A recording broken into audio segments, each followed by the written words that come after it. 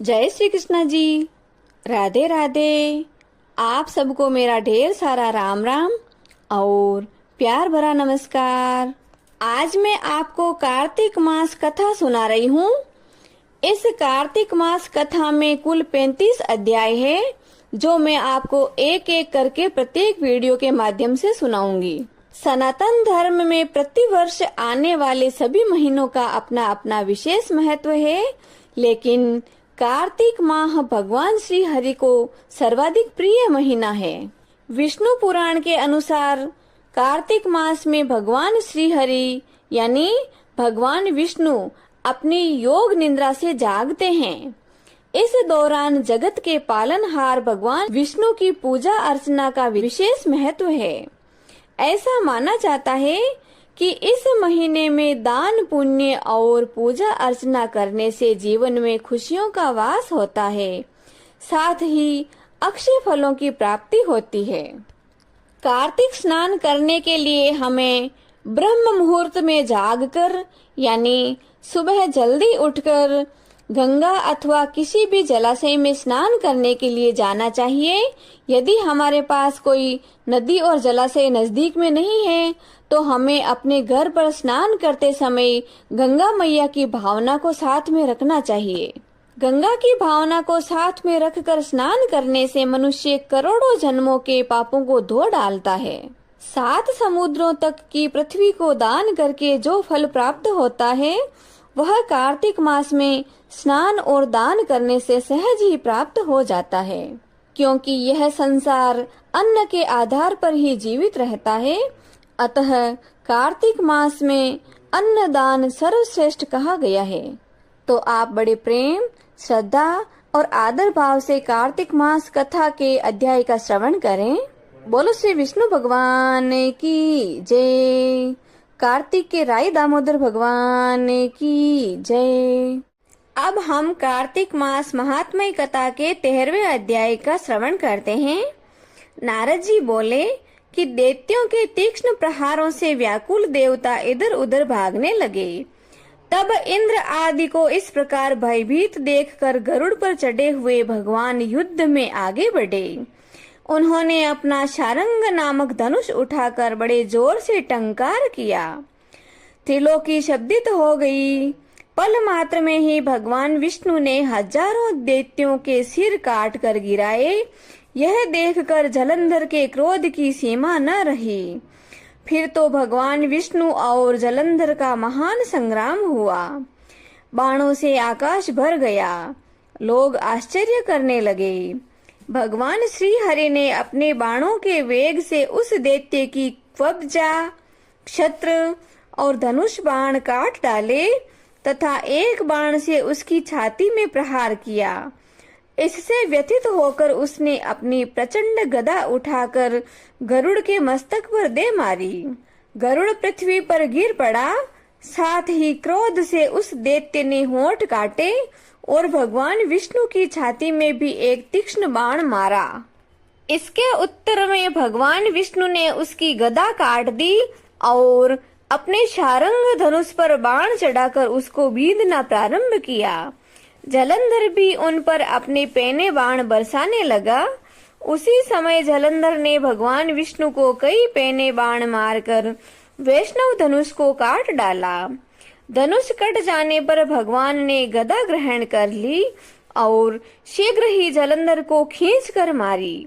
परंतु उस अग्निवत अमोघ गदा की मार से भी वह चलायमान न हुआ और मदोन्मत्त हाथी के समान उसे यानी गदा की मार को पुष्प की माला ही जान बैठा।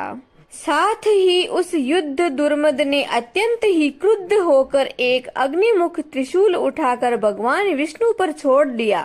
भगवान विष्णु ने श्री शिवजी के चरणों का स्मरण कर नंदक नामक त्रिशूल से उसके त्रिशूल को छेद दिया। जलंधर ने झटक कर भगवान विष्णु की छाती में एक मुष्टिक मारा। उसके उत्तर में भगवान विष्णु ने भी उसकी छाती पर अपनी मुष्टिका का प्रहार किया। फिर दोनों घुटने टेक कर बाहों और मुष्टिकों से बाहु युद्ध करने लगे। कितनी ही देर तक भगवान विष्णु उसके साथ युद्ध करते रहे।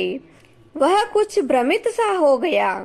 तब सर्वश्रेष्ठ मायावी भगवान उस दैत्य राज से मेघवाणी में बोले कि हे दुर्मम दैत्य श्रेष्ठ, तू धन्य है जो इस महायुद्ध में इतने बड़े बड़े आयुधों से भी भयभीत न हुआ। तेरे इस युद्ध से मैं बड़ा प्रसन्न हूँ। तुम जो चाहो वह मांग लो, मैं अदेय वस्तु भी आज तुझको दे दूंगा। भगवान विष्णु की ऐसी वाणी सुनकर जलंधर ने कहा कि हे भावुक, यदि आप मुझ पर प्रसन्न हैं तो यह वर दीजिए कि आप मेरी बहन के साथ तथा अपने सारे कुटुंबियों सहित मेरे घर पर निवास करेंगे। नारद जी कहते हैं कि उसके ऐसे वचन सुनकर भगवान विष्णु को खेद तो हुआ, किंतु उसी क्षण उन देवेश ने तथास्तु कह दिया। अब भगवान विष्णु सब देवताओं के साथ जलंधरपुर में जाकर निवास करने लगे। जलंधर अपनी बहन लक्ष्मी और देवताओं सहित भगवान विष्णु को वहां पर पाकर बड़ा प्रसन्न हुआ।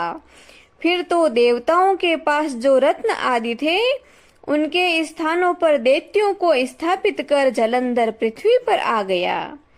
निशुंभ को पाताल में स्थापित कर दिया और देव, दानव, यक्ष, गंधर्व, सर्प, राक्षस, मनुष्य आदि सब को अपना वशवर्ती बनाकर त्रिभुवन पर शासन करने लगा।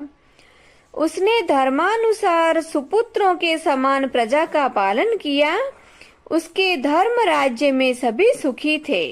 इति श्री कार्तिक मास महात्म्य कथा 13वां अध्याय संपूर्णम। बोलो श्री विष्णु भगवान की जय। श्री कार्तिक मास महात्म्य कथा की जय।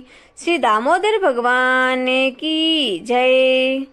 अब हम कार्तिक मास महात्म्य कथा के 14वें अध्याय का श्रवण करते हैं। श्री नारद जी बोले कि हे राजन, तब उसको इस प्रकार धर्म पूर्वक राज्य करते हुए देखकर देवता लोग दुखी हो गए। उन्होंने देवाधिदेव भगवान शंकर का मन में स्मरण करना आरंभ कर दिया। कितने ही प्रकार से स्तुति की। तब भक्तों की कामना पूर्ण करने वाले भगवान भोलेनाथ ने नारद जी को बुलाकर देव कार्य करने की इच्छा से उनको देवपुरी भेजा। भगवान शंकर के भक्त नारद जी भगवान भोलेनाथ की आज्ञा से देवपुरी को गए। इंद्र आदि सभी देवता व्याकुल होकर शीघ्रता से उठकर श्री नारद जी की स्तुति करने लगे। उत्कंठा भरी दृष्टि से सबने नारद जी की ओर देखा। अपने सब दुखों को कहकर उनका नाश करने की प्रार्थना करने लगे। नारद जी ने कहा कि मैं सब कुछ जानता हूँ, इसके लिए अब मैं दैत्यराज जलंधर के पास जा रहा हूँ। ऐसा कहकर और देवताओं को आश्वासित कर श्री नारद जी जलंधर की सभा में आए। जलंधर ने श्री नारद जी के चरणों की पूजा करके हंसते हुए कहा कि हे ब्राह्मण देव, कहिए आप कहाँ से आ रहे हैं और कहाँ पर आपने क्या क्या देखा है तथा आपका यहाँ पर कैसे आना हुआ। मेरे योग्य जो सेवा हो उसके लिए मुझे आज्ञा दीजिए। जलंधर के इस प्रकार के वचन सुनकर श्री नारद जी प्रसन्न होकर बोले कि हे दानवराज, महाबुद्धिमान जलंधर, तुम धन्य हो, क्योंकि इस समय सब रत्नों के भोक्ता एकमात्र तुम ही हो। हे दैत्य श्रेष्ठ, अब आप मेरे आगमन का कारण सुनिए कि जिसके लिए मैं आज यहाँ आया हूँ। हे दैत्यराज, मैं स्वेच्छा से कैलाश पर्वत पर गया था। वहाँ 10,000 योजनों में कल्प वृक्ष का वन है। वहाँ पर मैंने सैकड़ों कामधेनुओं को विचरते हुए देखा तथा यह भी देखा कि वह वन चिंतामणि से प्रकाशित परम दिव्य, अद्भुत और सब स्वर्णमय है। मैंने वहां पर पार्वती जी के साथ स्थित शंकर जी को भी देखा, जो सर्वांग सुंदर, गौर वर्ण, त्रिनेत्र और मस्तक पर चंद्रमा धारण किए हुए हैं। यह देखकर मुझे बड़ा ही आश्चर्य हुआ कि इनके समान समृद्धिशाली इस त्रिलोकी में और कोई नहीं होगा। हे दैत्येंद्र, उसी समय मुझे तुम्हारी समृद्धि का स्मरण हो आया और उसे देखने की इच्छा से मैं तुम्हारे पास चला आया हूँ। यह सुनकर जलंधर को बड़ी प्रसन्नता हुई। उसने श्री नारद जी को अपनी सब समृद्धि दिखला दी। उसे देखकर देवताओं का कार्य सिद्ध करने के इच्छुक शिव प्रेरित श्री नारद जी ने जलंधर की बड़ी प्रशंसा की और कहा कि निश्चय ही तुम त्रिलोकपति होने के योग्य थे। तुम्हारे लिए ऐसा होना कोई विचित्र बात नहीं है। मैं देखता हूँ कि और तो तुम्हारे पास सब कुछ है और किसी बात की कोई कमी नहीं है। ऐरावत भी तुम्हारे पास है, उच्चैश्रवा घोड़ा तुम्हारे पास है, कल्प वृक्ष और कुबेर की निधि भी तुम्हारे घर में है, मणियों और रत्नों के ढेर भी तुम्हारे यहाँ लगे हुए पड़े हैं, ब्रह्मा जी का हंस युक्त विमान भी तुम्हारे पास है, और तो और द्युलोक, पाताल और पृथ्वी पर जितने भी रत्न आदि हैं वे सब तुम्हारे पास ही तो हैं। मैं तुम्हारे इस प्रकार के सब रत्न आदि ऐश्वर्यों को देखकर बड़ा प्रसन्न हूँ, परंतु बड़ी हैरत की बात यह है कि तुम्हारे पास कोई स्त्री रत्न नहीं है। उसके बिना तुम्हारा यह सब वैभव फीका है। तुम कोई स्त्री रत्न ग्रहण करो। नारद जी के इस प्रकार के वचन सुनकर दैत्यराज काम से व्याकुल हो गया। उसने नारद जी को प्रणाम करके पूछा कि ऐसी स्त्री कहाँ मिलेगी जो कि सब रत्नों में श्रेष्ठ हो। यदि ऐसा रत्न कहीं मिल जाए तो मैं आपकी आज्ञा से उसे अवश्य लेकर आऊंगा। श्री नारद जी ने कहा कि ऐसा रत्न तो कैलाश पर्वत पर योगी भगवान श्री भोलेनाथ के पास ही है। उनकी सर्वांग सुंदर पत्नी देवी पार्वती बहुत ही मनोहर है। उसके समान सुंदरी मैंने आज तक नहीं देखी। शंकर से बढ़कर समृद्धिवान दूसरा और कोई नहीं है। उनके इस रत्न के बराबर की महिमा तीनों लोकों में और कहीं पर भी नहीं है। तभी तो परम विरक्त आत्मा राम भगवान भोलेनाथ भी उसके वश में हो गए हैं। देवर्षि नारद उस दैत्य से ऐसा कहकर कार्य करने की इच्छा से आकाश मार्ग को चले गए। इति श्री कार्तिक मास महात्म्य कथा 14वां अध्याय संपूर्णम। बोलो श्री विष्णु भगवान की जय।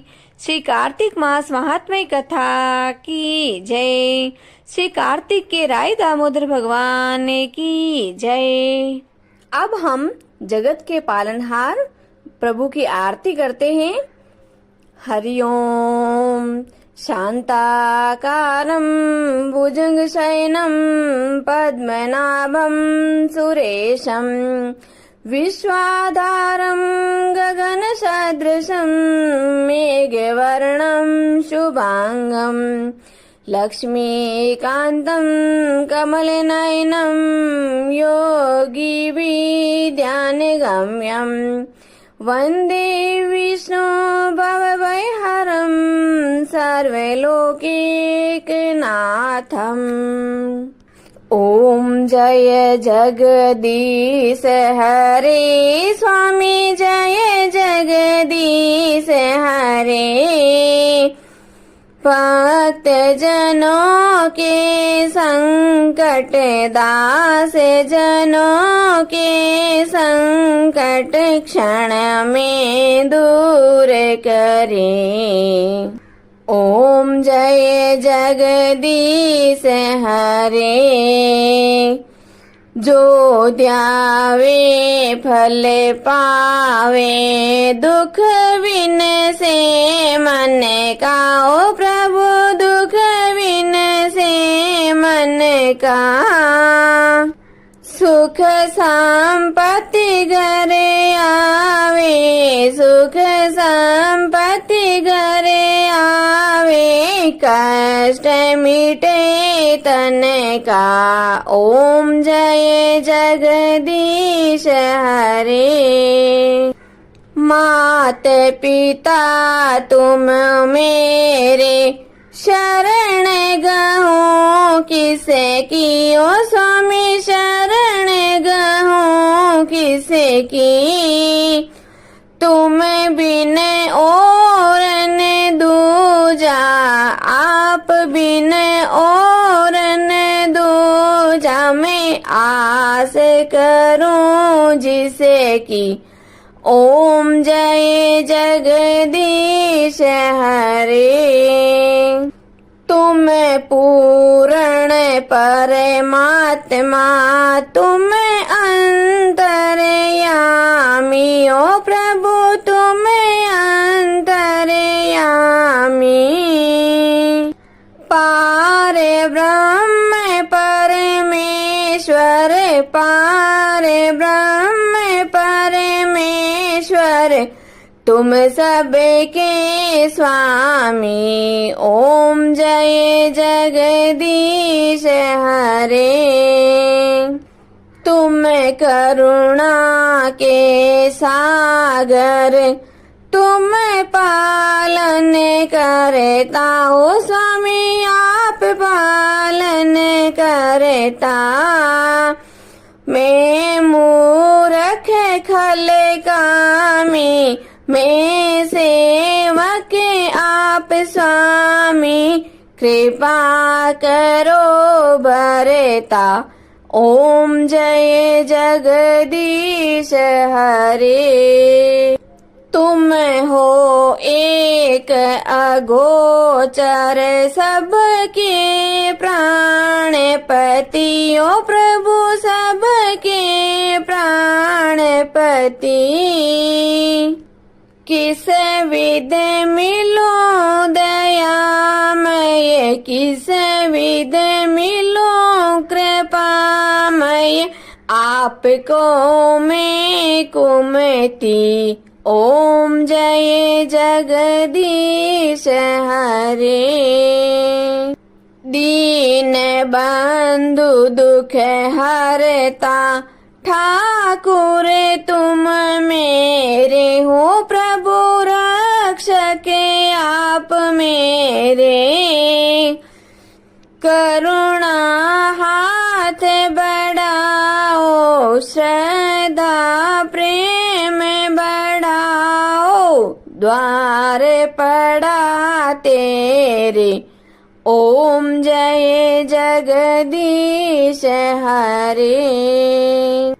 विषय विकार मिटाओ पाप हरो देवा। हो स्वामी कष्ट हरो देवा। श्रद्धा भक्ति बढ़ाओ करुणा प्रेम बढ़ाओ। संतन की सेवा। ओम जय जगदीश हरे। तन मन धन सब कुछ है तेरा। हो स्वामी सब कुछ है तेरा। तेरा तुझको अर्पण आपका आपको अर्पण। क्या लागे मेरा। ओम जय जगदीश हरे। श्री जगदीश स्वामी जी की आरती जो कोई नर नारी गावे। हो जारा पाप परा जावे। जारे घर लक्ष्मी जी आवे। हो जारे नवनिध होई जावे। हो जारा दुख दारिद्र जावे। हो जारे सुख संपत्ति आवे। होवे तो भक्ति मुक्ति पावे। कहत शिवानंद स्वामी रटते भोळानंद स्वामी मनवांचित फल पावे। ओम जय जगदीश हरे। ओम जय जगदीश हरे। ओ स्वामी जय जगदीश हरे। ओ प्रभु जय जगदीश हरे। भक्त जनों के संकट दास जनों के संकट क्षण में दूर करे दाता पल में दूर करे।